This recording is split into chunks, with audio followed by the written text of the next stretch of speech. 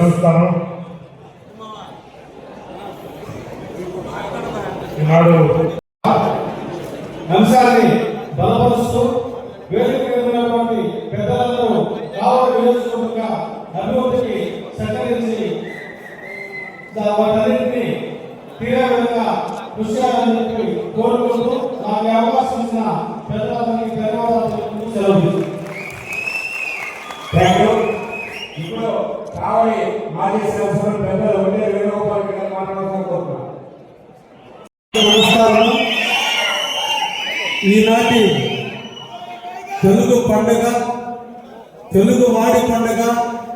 తెలుగుదేశం పండుగ సందర్భంగా ఇక్కడికి విచ్చేసినటువంటి పార్లమెంటు పరిధిలో ఉన్న తెలుగుదేశం కుటుంబ సభ్యులందరికీ స్వాగతం సుస్వాగతాన్ని తెలియజేస్తూ స్టేజీ మీద కూర్చున్నటువంటి అగ్రత మహారథులందరికీ కూడా శిరస్సు నుంచి నమస్కరిస్తూ ఇది తెలుగు వాడి యొక్క గొప్పతనానికి నాంది పలుకుతూ ఏర్పాటు చేసుకున్నటువంటి సభ ఈ తెలుగు మహానాడు సభ. పేదవాడు పేదవాడుగా మిగిలిపోతున్నాడు, ధనవంతుడు ధనవంతుడిగా ఎదిగిపోతున్నాడు, పేదవాడికి ధనవంతుడి మీద తారతమ్యాలు పెరిగిపోతున్నాయి, ధనవంతులు పేదవాడిని అంగదొక్కుతున్నారు, పేదవాడిని హక్కులు చేర్చుకోవాలి, తెలుగు భాష కనుమరుగైపోతుంది, తెలుగు వాడు పతనమైపోతున్నాడు, ఢిల్లీ వాళ్ళ కాళ్ళ తెలుగు వాళ్ళు ఇబ్బందులు పడుతున్నారు, తెలుగు వాడిని వేడిని ఖ్యాతిని ఈ ప్రపంచ నలుమూలన చూపించేందుకు పుట్టుకొచ్చిన పార్టీ తెలుగుదేశం పార్టీ. నందమూరి తారక రామారావు గారు తెలుగుదేశం పార్టీని స్థాపించి 9 నెలల 10 రోజుల్లోనే ప్రపంచ రికార్డులను బద్దలు కొడుతూ ఇందిరాగాంధీ యొక్క ప్రపంచాన్ని ఎదుర్కొని ఆంధ్రప్రదేశ్లో ముఖ్యమంత్రిగా 1983 జనవరి 10వ తేదీన తెలుగుదేశానికి ముఖ్యమంత్రిగా నాడు ప్రారంభమైనటువంటి తెలుగుదేశ ప్రస్థానం నేడు చంద్రబాబు నాయుడుతో, రేపు రాబోయే రోజుల్లో ముఖ్యమంత్రిగా లోకేష్ బాబుతో ఎప్పుడు తెలుగుదేశానికి ఎదురు లేకుండా కార్యకర్తల అండగా,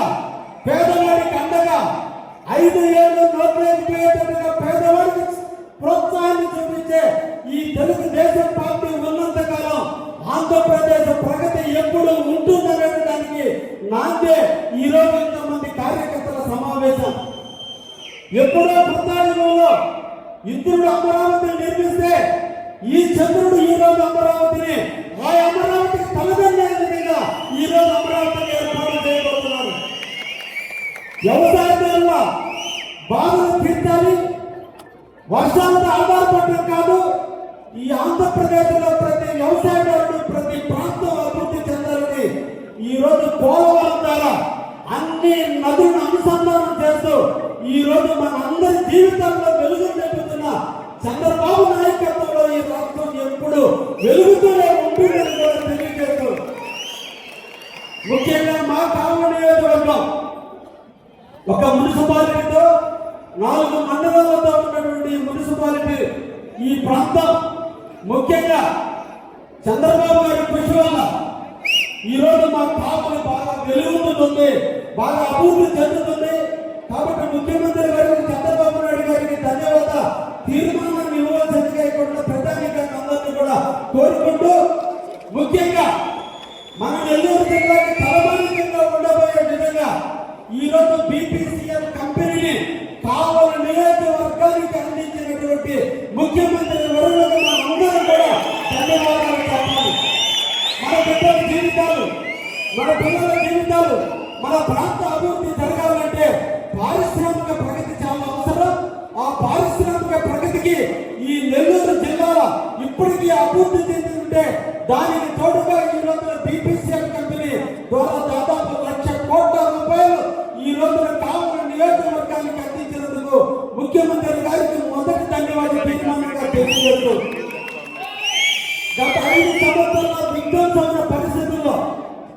నాడు ముఖ్యమంత్రిగా చంద్రబాబు నాయుడు భూమి పూజ చేస్తే, విమానాశ్రయానికి భూమి పూజ చేస్తే గత 5 సంవత్సరాల విధ్వంసంలో ఆ భూములనే గ్రామాలు అమ్ముకున్నటువంటి పోయినా ఈ రోజు మళ్ళా కాలరాదు